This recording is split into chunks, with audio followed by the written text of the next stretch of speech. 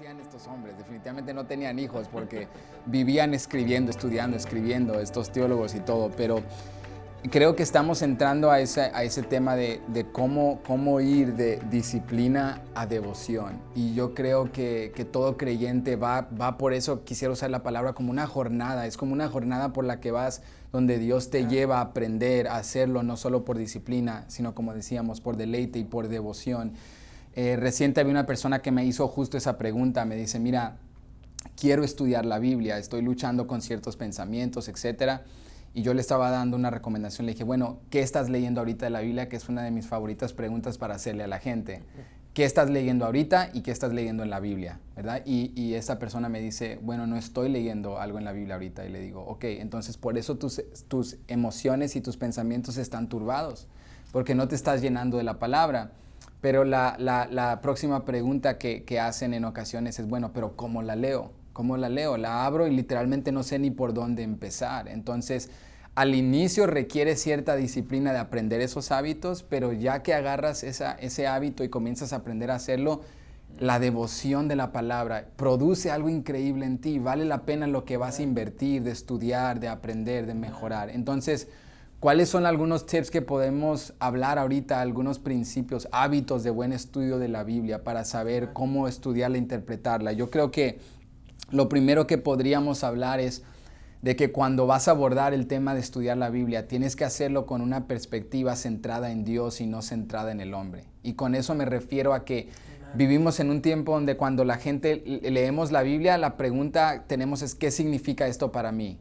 En lugar de preguntarnos qué es lo que Dios me está diciendo. Wow. Si la pregunta es ¿qué significa esto para mí? Que es decir, la Biblia gira en torno de mis emociones, mis preferencias, mis opiniones, mi subjetividad.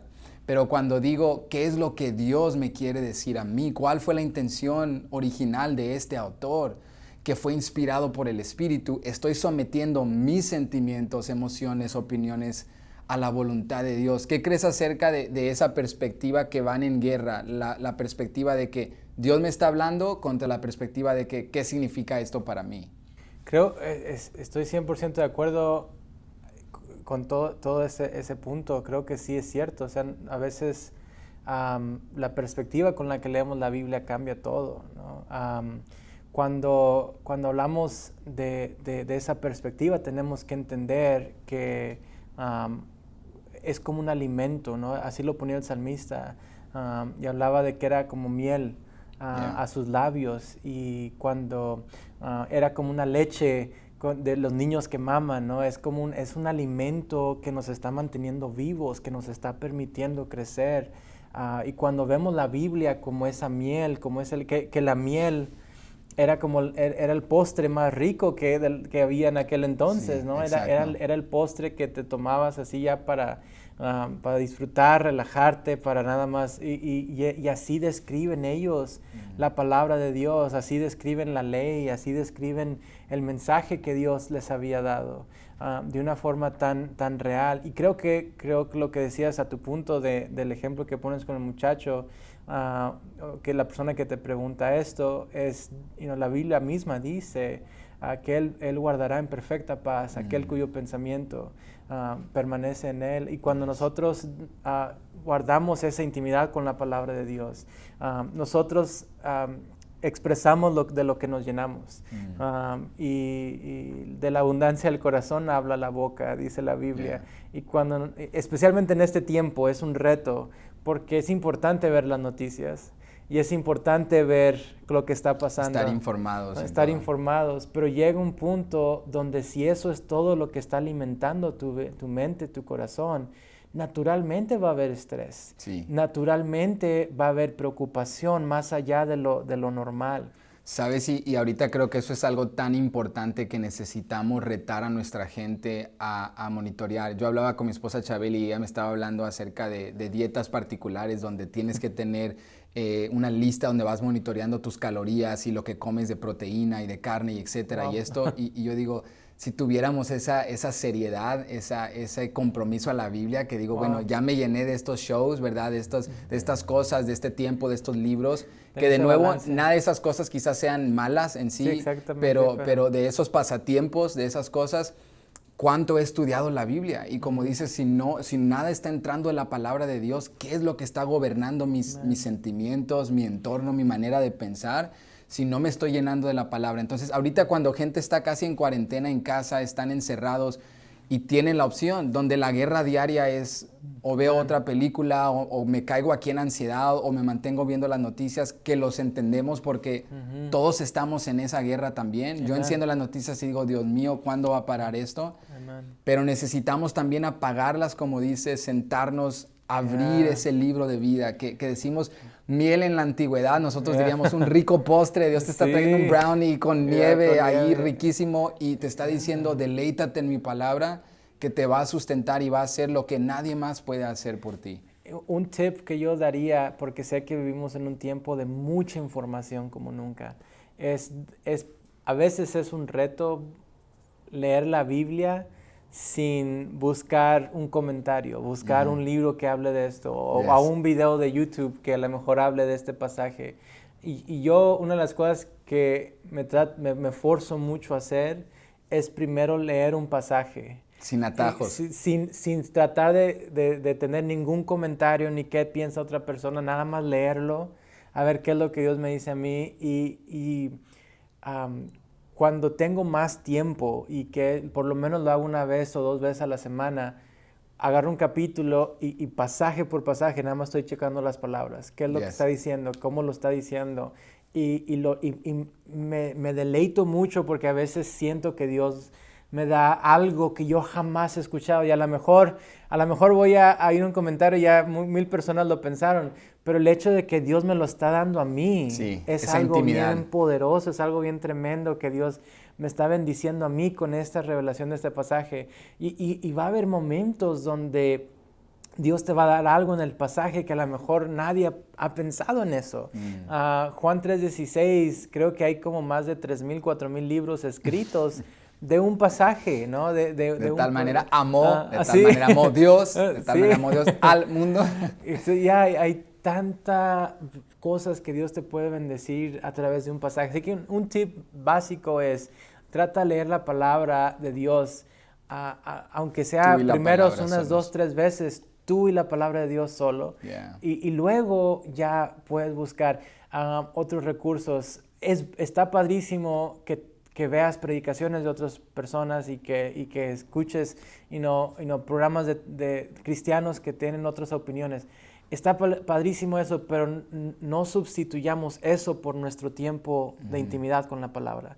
Como que eso sea como una ayuda. Sí, a lo que ya, un pero suplemento. No la sustancia en sí. Exactamente, y eso nos enamora más de la palabra de Dios. Sabes, mi tía hace enchiladas riquísimas y cuando ella las hace y me invita, las como y me encantan, pero una vez yo quise aprender a hacerlas y le dije, ¿me puedes enseñar? Y me dijo, ve y compra estos ingredientes. Compré todo, fui a su casa, lo hicimos y cuando las probé y casi llegué al nivel de ella, me supieron tan deliciosas por el proceso, por el proceso de aprender lo que cuesta hacerlo. Y yo creo que eso es a lo que estás tocando ahorita, que no le estamos diciendo a la gente, deja de escuchar a tu pastor, a líderes, recursos, teólogos, comentarios, pero aprende a cocinar tú también. Y va a ser una inmensa bendición que tú digas, wow, lo que mi pastor hizo el domingo, el exégesis, el extraer sustancia, yo también lo puedo hacer aquí en mi casa, yo también puedo aprender la palabra de vida, que son principios de las olas, por ejemplo, de la Reforma Protestante, de aprender a traer la Biblia a las manos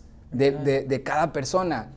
Y de decirle, no necesitas simplemente a un líder espiritual que sea el que te diga a ti qué creer. Tú puedes abrir este libro y tú puedes, sola escritura, estudiarlo y entrar a las profundidades de Dios. Entonces, hablemos por un momento acerca de algunas de esos hábitos, algunos de esos hábitos para estudiar. Y el primero es el contexto. ¿Por qué es tan importante entender el contexto? Yo le he enseñado a nuestra iglesia, hay muchas maneras de hablar del contexto, muchos teólogos eruditos lo desglosan en diversa manera, pero yo les enseño, estudia el contexto inmediato, que es decir, el pasaje, ese capítulo, lo que rodea el pasaje que estás estudiando, y estudia un pensamiento completo, no un verso aislado. Estudia el contexto inmediato, luego el contexto amplio, es decir, capítulos que rodean todo el libro si te es posible por el tiempo. Y por último, estudia el contexto histórico-cultural y el contexto literario, del género literario de ese libro. Yeah. Entonces, yo sé que se escucha complicado, pero le he enseñado a la iglesia es como manejar. Yeah. Cuando aprendiste a manejar, estabas súper consciente de que estoy metiendo el freno, voy a meter pie de vías, estoy cambiando aquí, esto es acelerar. Pero al hacerlo con tanto tiempo se vuelve tan orgánico que te aseguro que al manejar acá a la iglesia, a ser parte de este video, ni pensaste en frenar ni en acelerar, es algo ya orgánico, natural, automático. Así son estos hábitos. Entonces, ¿por qué crees que el contexto es tan importante? Porque la Biblia a veces no se puede entender muy bien sin el contexto. Por ejemplo, he tenido conversaciones con personas que atacan mucho la Biblia y muchas de las críticas hacia la Biblia es tomar pasajes fuera de contexto. Y también muchas de las teologías que se han ido a extremos son pasajes que se toman fuera de contextos. Por ejemplo, hablan de la Biblia dice, ¿no?, que van a apedrear a una persona que hace tal mal, ¿no? Sí. ¿Por qué no seguimos practicando eso? Y es donde entras al contexto y te das cuenta que la Biblia, especialmente en el Antiguo Testamento, tiene 3 tipos de reglas. Sí. Y está la regla judicial, las reglas higiénicas y luego las reglas espirituales. Y a veces que muchas personas cuando ven la Biblia y ven algo en la Biblia que no entienden, a veces automáticamente dicen, es que, ¿cómo es esto palabra de Dios? Sí. Y dices, la palabra de Dios es la Biblia. Yeah. Pero cuando estudias el contexto te das cuenta que estos libros son independientes libros y también son independientes y conectados. Así que cuando hablas de la ley judicial, esa ley no se aplica a nosotros. Yeah. Y la ley higiénica, obviamente que no nos tenemos que lavar las manos cada vez que entramos a una casa, ¿no? Y lavarnos los pies cada vez que entramos a una casa, porque esas leyes higiénicas no se aplican a nosotros, pero son parte del contexto que trae a cabo el mensaje de Dios.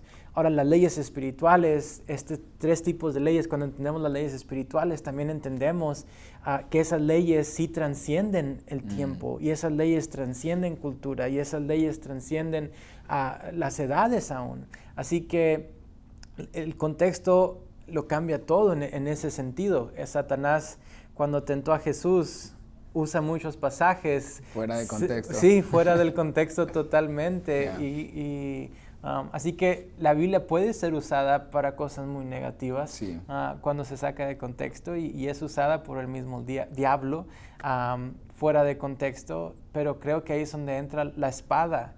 No, la espada del cristiano, cuando Pablo habla de la armadura de Dios, cuando hablamos de la espada que Jesús usó en contra de Satanás, es usar la Biblia, es usar la palabra de Dios. Y es una espada de 2 filos que penetra. Y como dices, cuando entendemos el contexto podemos entender bajo qué circunstancias se escribieron esas cosas. Exactamente. Cuál era la relación entre Dios y el pueblo en ese momento, que cuando Dios estaba con Israel tuvieron diferentes etapas de relación con Dios. Eran una teocracia, luego establecieron una monarquía bajo Saúl.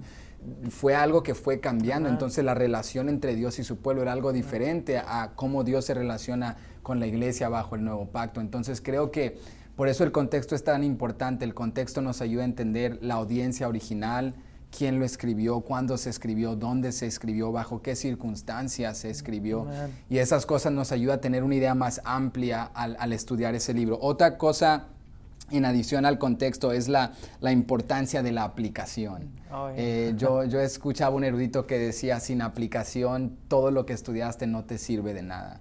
Si yo estudio, extraigo el significado, entiendo el contexto, hago exégesis, hago un estudio profundo y diverso, pero no lo aplico a mi vida, de nada me sirvió. Yo se lo he dicho a nuestra iglesia, es como servir un rico banquete en una mesa, prepararlo y luego irte a dormir y no comer lo que cocinaste. Entonces, ¿cuáles son maneras en las cuales podemos aplicar la Biblia y crear esa distinción entre esto es algo solo descriptivo, no prescriptivo para mi vida? Esto es algo, como dices, en esas leyes que ya no son pertinentes para nosotros. Eso es algo, digamos, que no la persona aprende automáticamente, requiere un poco de tiempo y habilidad y cultivación de estas prácticas, el saber distinguir, esto lo puedo aplicar, es universal, y esto no, esto es solo descriptivo de algo que Dios hizo en ese momento. Amén. Pues personalmente creo que los teólogos que han tenido mayor impacto en la historia han sido teólogos que tenían un pie en el ministerio. Porque había muchos teólogos que fueron muy buenos, pero que no hacían ministerio. Y por ejemplo ves a teólogos aún en nuestros días como John Piper, ves a teólogos que sí tienen un pie dentro de lo que Dios está teólogos haciendo. Pastores. Teólogos pastores, porque la realidad es que cuando una persona es un teólogo de escritorio, puede haber muchos errores. Hubo un caso de un pastor, y no menciono su nombre por respeto, pero levantó una iglesia en cuestión de 3-4 años, como de 10,000 personas, y cosas loquísimas, padrísimas. Y luego él se alejó casi de la vida ministerial, y solamente era teólogo. Y él mismo habla de esto, y él habla cómo después de eso renuncia a la iglesia, empezó a predicar, y tiene libros de cómo el infierno no existe, y tiene libros de muchas cosas que a él no le gustan de la Biblia, pero uno de los errores que muchos le captan es, lo primero que hizo fue despegarse del ministerio y convertirse en un teólogo meramente de escritorio. Y cuando nosotros leemos la Biblia para meramente dar clases, o nada más leer la Biblia para tener más conocimiento, hay un peligro ahí. He escuchado esto de muchos predicadores y teólogos, de que leen la Biblia en una mano y el periódico en la otra, porque dice, lo que leo en la Biblia habla a lo que está pasando en la vida real. Y para eso es la Biblia, ese es el propósito de la Biblia. Así que la Biblia tiene que ser aplicada a las circunstancias reales a las que estamos viviendo, y es donde tienes a teólogos como C.S. Lewis, que ha tenido un impacto tremendo, y no es el teólogo más profundo, pero es de los teólogos que más impacto ha tenido en muchas sociedades.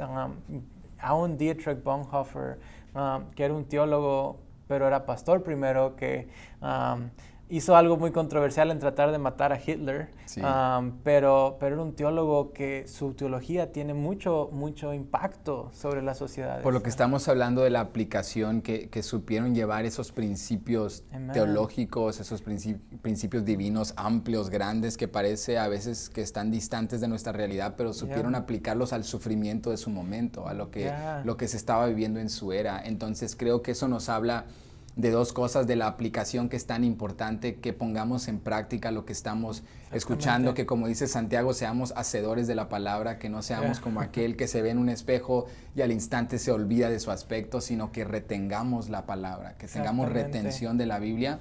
Pero eso de aplicación creo que nos lleva a otro tema, que es la contextualización. Creo que muchos quizá no han escuchado esa palabra, quizás sea una palabra nueva para ellos. Pero con contextualización me refiero al saber aplicar los principios bíblicos a un contexto particular. Y por decir, en la iglesia, tú y yo como pastores hacemos contextualización todos los días.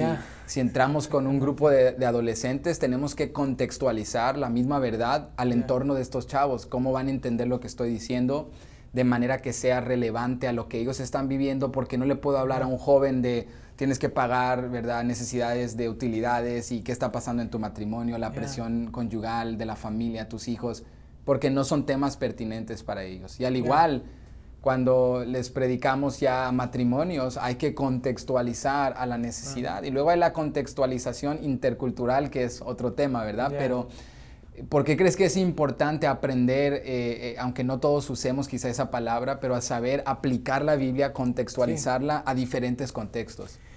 Y creo que primeramente porque Jesús lo hizo, y creo que Jesús es ese verbo, es esa palabra, es ese mensaje hecho carne, que se encarnó y se contextualizó a nosotros, ¿no? Y Jesús nos da el ejemplo más grande de hacerlo.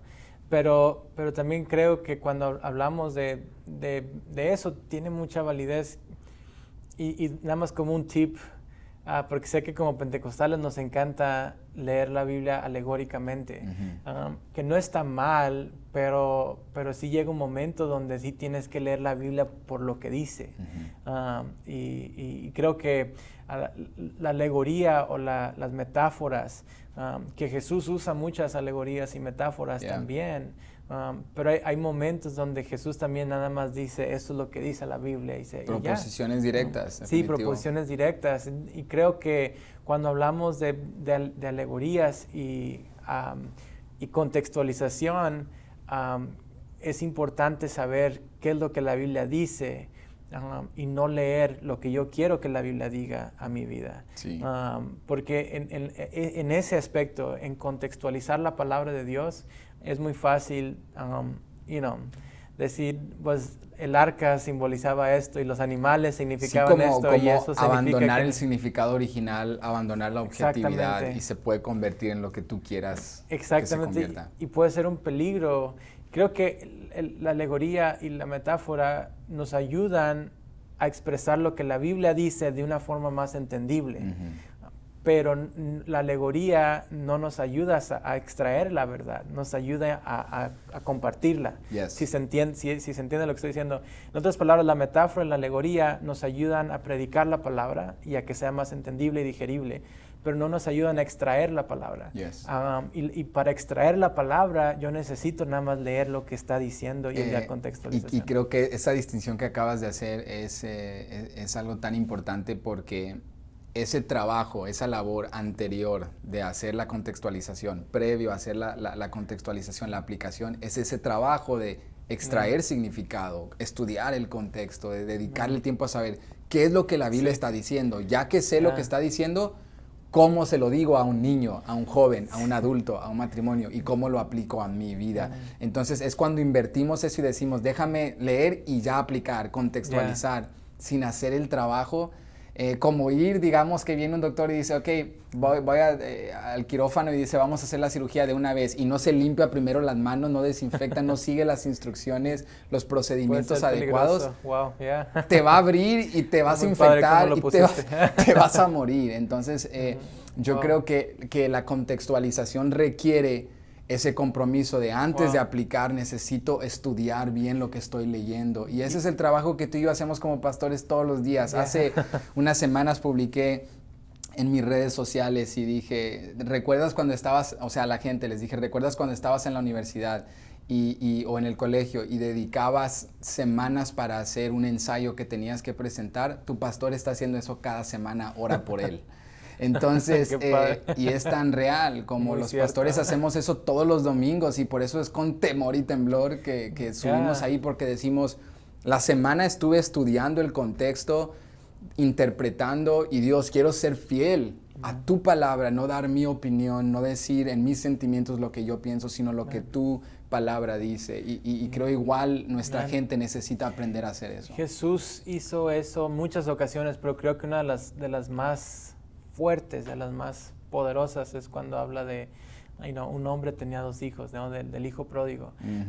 Y cuando da esa historia, muchos ven la historia de Jesús y es tan fuerte la historia de Jesús, pero la conecta con una historia y la contextualiza al ambiente, ¿no? Y estaban ahí fariseos, estaban ahí gente que conocía mucha palabra y era como el hermano mayor, y luego había gente que Jesús estaba tratando de alcanzar y pinta esta imagen, ¿no? de personas que nada más necesitan regresar a casa y contextualiza algo.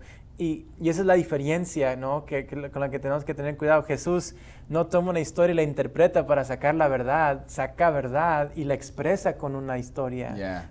Y la expresa, y es una historia que es tan fuerte que han hecho películas de esa historia, tantos autores diferentes que han dicho que tomaron las ideas del hijo pródigo para crear sus propias historias. Estamos hablando de películas de Hollywood, de producciones musicales, de raperos, de canciones de rock, canciones... Que todo eso es contextualización también, todo ¿verdad? eso es contextualización. Todos ellos tomaron la historia de Jesús porque es tan fuerte esa historia y de cómo Jesús la contextualiza. Así que es muy importante la contextualización, es sumamente importante porque ese mensaje de Jesús cobró un valor tan grande a la gente y como que la gente, los focos se les prendió así como que wow, somos el hermano mayor, no es el hermano menor. Y la contextualización es tan importante para que la gente capte el mensaje de lo que está pasando. Yo no le voy a predicar el mismo mensaje a una persona de 30 años que a un niño de 7 años. Y además decir, apréndete el mismo pasaje. Qué padre que se lo aprendan, pero yo tengo que enseñarles lo que el pasaje dice. Y eso es contextualización, y Jesús lo hizo. Y es un reto y un llamado a que nosotros también lo hagamos. Entonces el estudiar la Biblia, el estudiar el contexto, el aprender a interpretarla es lo que nos lleva a poder entonces aplicarla, contextualizarla. Y por último, hablemos un poquito acerca de unas reflexiones acerca del estudio bíblico. Algo que ahorita estoy enseñándole a nuestra iglesia es la santificación, esta doctrina que nosotros creemos como cristianos, que cuando somos salvos continúa un proceso de por vida en el cual el Espíritu Santo nos conforma a la imagen y semejanza de Jesucristo. Y es una labor principalmente del Espíritu, pero también incluye nuestra colaboración. Nosotros formamos parte de nuestra santificación al orar, al buscar a Dios en nuestras relaciones. Y una de las gran maneras en las cuales el Espíritu nos santifica es en la palabra. Somos santificados en la oración sacerdotal de Jesús en Juan, cuando ora por sus discípulos antes de ir a la cruz, dice: santifícalos en tu palabra es verdad. Entonces, la palabra de Dios nos santifica, nos purifica. Y con eso quiero decir que cuando la leemos literalmente, Dios va a hacer salir a luz todas tus carencias. Cuando lees la Biblia te pega. O sea, a veces leer la Biblia es incómodo, no es algo que se siente, como decíamos al inicio, comer un pastel. A veces sientes que estás comiendo unos vegetales sin mucha, ¿verdad? Sazón y no tan ricos, pero es porque es lo que necesitas en ese momento. Dios está haciendo venir a la superficie carencias, circunstancias, pecados, para que tú te arrepientas y cambies. La Biblia, la palabra de Dios es utilizada por Él para santificarnos. ¿Cuáles son algunas maneras en las cuales tú animarías a tu gente, a la iglesia, a que cuando estudien la palabra sean santificados por ella? Creo que especialmente en nuestra tradición pentecostal hemos visto mucho la mano milagrosa de Dios y hemos visto muchos milagros instantáneos. Y hay veces, como tú dices, a veces se nos olvida que el cristianismo también es un proceso y no todo sucede instantáneo.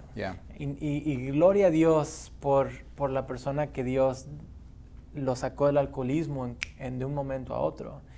Pero esa persona a lo mejor todavía tiene que crecer en controlar su enojo, ¿no? o en lidiar con sus hijos o su familia.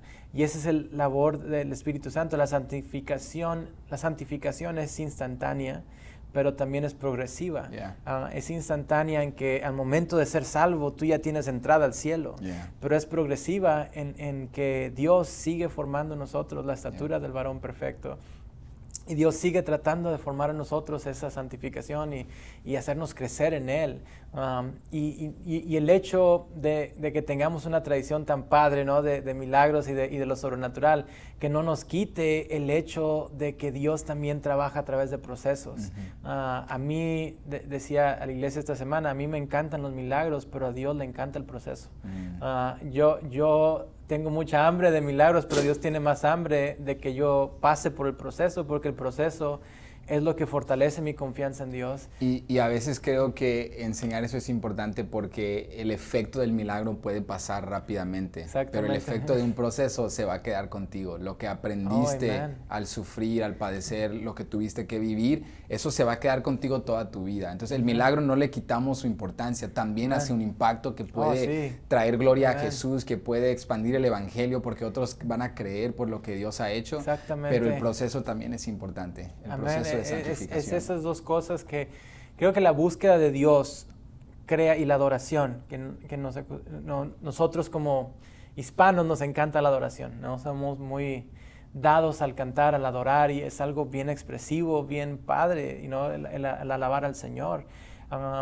La adoración y la alabanza sí nos dan una pasión y nos dan una inspiración, pero la palabra, como mencionaste tú, nos empuja a vivir en santidad.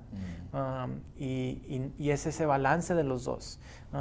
Creo que a veces vivimos en un mundo que nos trata de enseñar como que allá están las iglesias que solo estudian la palabra y están muertas, y acá están las iglesias que solamente adoran y están bien apasionadas. El mover del Espíritu, tienen el fuego, y queremos las dos cosas. Exactamente, y a veces no nos caemos en una mentalidad de que es una o la otra. Sí. Y no, Dios nos llamó a las dos cosas, a esa adoración y esa intimidad. Quiero en su las dos, presencia. quiero pollo y quiero carne de res, quiero fajitas combinadas. Amén, es esa combinación de las dos, y esa combinación de los dos sigue produciendo en nosotros la pasión, la unción y la santificación. Yes. Y creo que ahí es donde tristemente se han visto casos, ¿no? Pienso en un evangelista, ¿no? Que tenía un avivamiento muy fuerte y que estaban empezando a suceder cosas muy locas y un avivamiento bien fuerte aquí en Estados Unidos, y miles de personas que estaban viniendo a Jesús. Y luego de repente un domingo dice, Dios me dijo que tengo que tener 2 esposas. Y a muchos los saca de onda, ¿no? Porque dices, vos, todos los saca. Dices, vos, ¿qué pasó? ¿No? Yo sé que hubo gente que es como que, no, pues es el profeta de Dios o es el evangelista, pero es ahí donde identificas, esta persona a lo mejor buscó mucho de Dios, pero no de su palabra. La palabra no estaba haciendo un impacto. Exactamente, en Dios. o simplemente se desconectó totalmente de la palabra. Y puedes tener mucha unción y mucha pasión y aún así estar decayendo en la palabra. Y eso tarde que temprano te come vivo. Y necesitamos esos 2 elementos, porque tú puedes tener un ministerio bien padre de milagros y de cantar y de muchas cosas, pero si no tienes la palabra de Dios, llega un punto donde puede que tu integridad falle, puede que tu vida cotidiana empiece a decaer en la practicidad. Y al revés, ¿no? También la palabra de Dios no es para meramente tener información, sino para alimentarla con ese elemento de la presencia de Dios. Así que está muy padre cómo lo pusiste tú ahorita, pero y yo estoy 100% de acuerdo, creo que en ese aspecto de la palabra de Dios tiene que ir de la mano con nuestra relación, ese balance, esa fusión.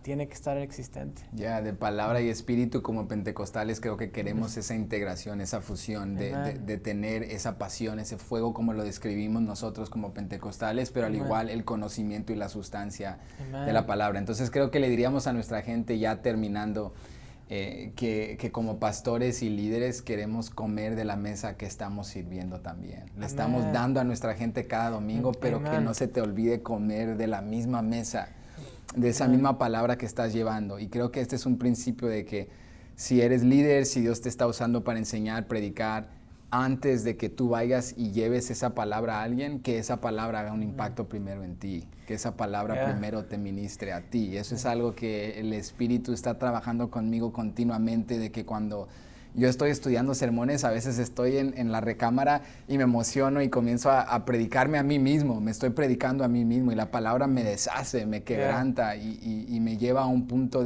donde el Espíritu ya digo, ok, estoy listo para llevar esto a la iglesia porque ya el Espíritu me agarró a mí y me demostró lo que Dios quiere hacer primeramente en mi vida. Entonces... Me encanta que Andy Stanley, que es un pastor de una iglesia muy fuerte, muy ejemplar, dice que él tiene un grupo pequeño donde él asiste nada más para recibir. Y dice, yo voy a ese grupo pequeño y aunque ellos ya saben que yo soy el pastor, ya saben que yo no estoy ahí para pastorear, estoy ahí para recibir. Y se me hizo muy interesante eso, la primera vez que lo escuchaba, de cómo él, obviamente ministra en muchos aspectos, pero él también quería ser parte de un grupo pequeño. Donde él podía recibir. Donde él nada más iba a recibir. Y nada más habla de cómo aún su matrimonio ha sido bendecido por eso y digo, wow, eso es muy padre, y creo que a veces es un reto como ministros, como líderes, como pastores, y no nada más los pastores, sino aún maestros de la iglesia o líderes de la iglesia. Es un reto a veces nada más llegar y recibir porque estamos tan acostumbrados a dar, pero el poder de la palabra es de que todos necesitamos dar. Y todos necesitamos recibir para dar. Todos necesitamos recibir esa palabra para poder aportar. Y tiene que seguir fluyendo esa palabra. Pero está muy padre ese tema y sé que le podemos seguir dando aquí. Sí, podríamos.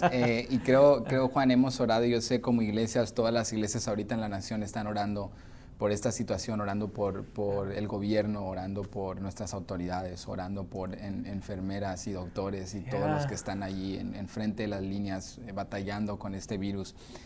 Pero creo que quisiera aprovechar este momento para orar en especial por nuestra gente, nuestra iglesia. Vamos a orar por la iglesia de Cristo Jesús, que nos fortalezca y que despierte en nosotros esa hambre y pasión por estudiar la Biblia. Entonces yo voy a empezar orando y al terminar oras tú y luego acabamos. ¿Te parece? Amén, sí, me encanta. Y algo que se me hace muy padre para entrar a orar de esta situación es de que creo que Dios nos está recordando que está bien padre cuando nos juntamos como iglesia, ¿no? Y de juntar toda la congregación y creo que este tiempo nos está permitiendo tener tiempos de intimidad con Dios como nunca antes y sobrevivir de nuestra intimidad con Dios.